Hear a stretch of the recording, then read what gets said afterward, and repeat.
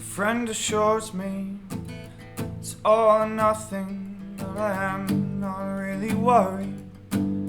I am not overly concerned. My friend implores me for one time only, make an exception. I am not worried. Wrap her up in a package of lies, send her off to a coconut island. I am not worried.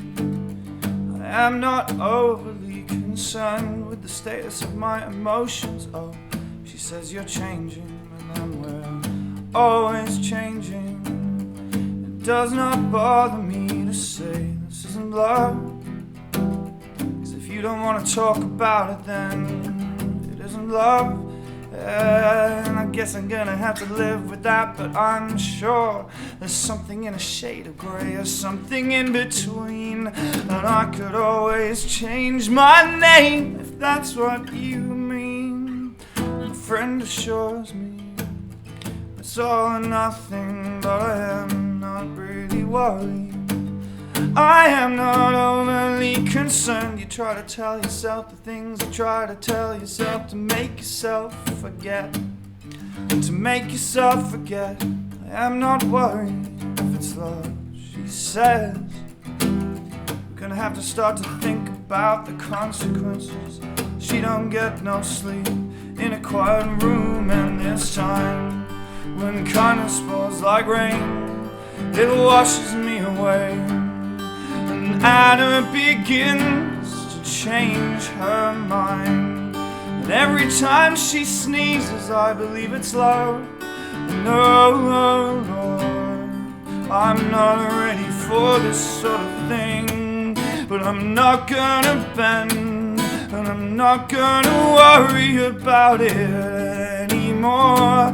I'm not gonna break, and I'm not gonna bend, I'm not gonna worry about it anymore. And on and on and on and on. It seems like I should say, as long as this is love, but it's not all that easy. So maybe I should wrap her up in a butterfly net and pin her down on a photograph album. I am not worried, I've done this sort of thing before. And Anna starts to think about the consequences. She can't stop shaking, and I can't stop touching her. And this time, when kindness falls like rain, it washes me away.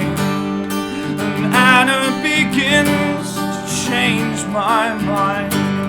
These seconds when I'm shaking leave me shuddering for days. Oh Lord, I'm not ready for this sort of thing.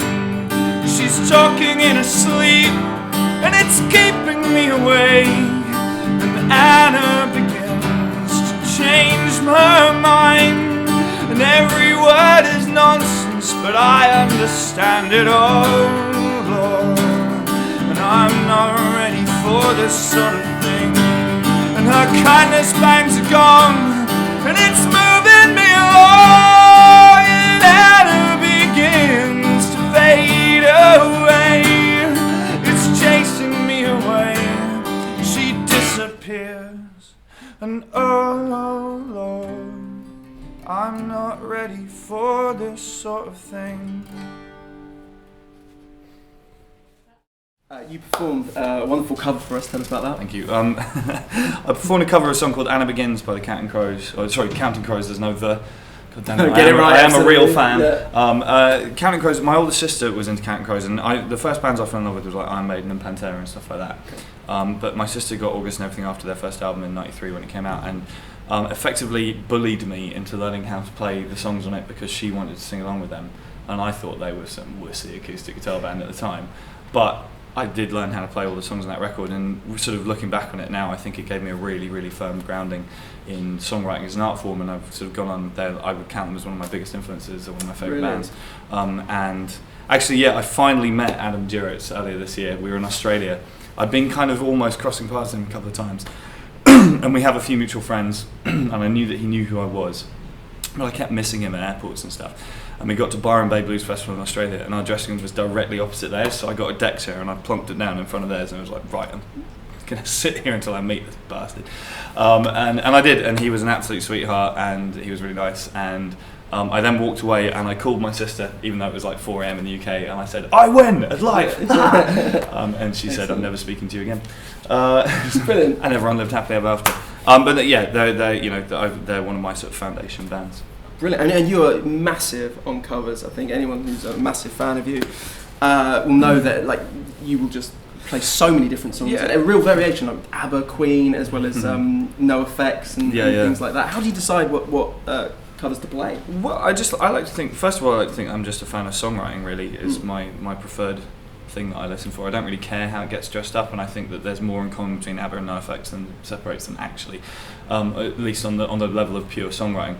I think that I mean the way that I always learn, I learn to play guitar by ear by just playing along with songs, and to this day if I hear a song that I like, I learn how to play it, and I think it's quite a cool way of learning about songwriting. And also I remember reading an interview with Evan Dando years ago, who's another guy who I consider a big influence, and he was like, to be a singer-songwriter is two separate things. You're a singer and a songwriter, and it doesn't mean you always have to sing your own songs. And there's something kind of fun and cool about interpreting other people's materials. And oh Lord, I'm not ready for this sort of thing.